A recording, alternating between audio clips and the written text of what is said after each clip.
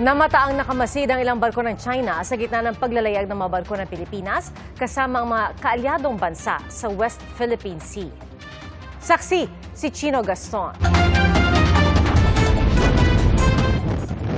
Mula Zambales, magkakasabay naglayag tungong Recto Bank sa Mindoro ang mga barko ng Pilipinas, US, Australia at New Zealand sa multilateral naval exercise sa loob ng Exclusive Economic Zone ng Pilipinas.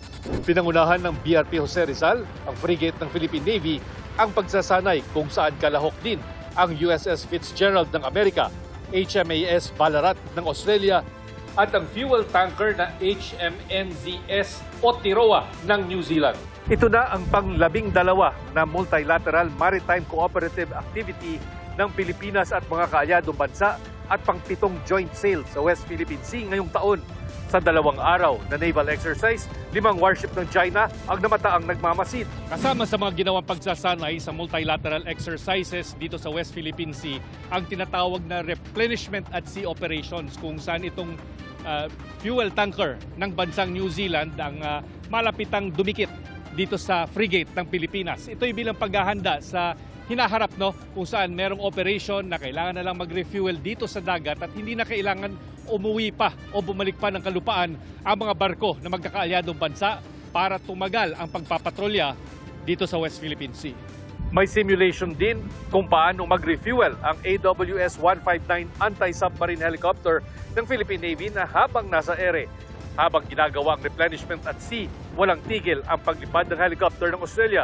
Sa isang punto, nagbago ang direksyon ng BRP Jose Rizal kaya napalapit ng 3 nautical miles mula sa mga nagmamasid na warship ng China. We have monitored several foreign intrusions in the area. To be specific, we have monitored 5 unwanted foreign intrusions pero di naman sila nakalapit sa atin. Dumikit lang sila sa atin.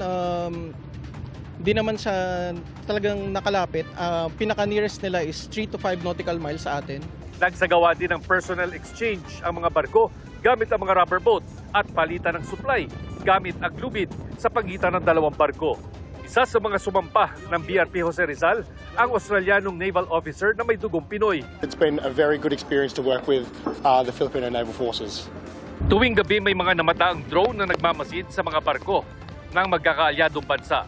Hindi raw ito nagmula sa mga barkong kalahok sa multilateral exercise. Na-detect din gabi ng Huwebes ang isang US Nimitz-class aircraft carrier at iba pa mga escort nitong warship na naglalayag sa West Philippine Sea.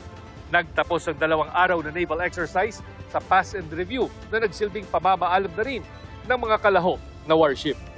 Para sa GMA Integrated News, ako si Chino Gaston, ang inyong saksi.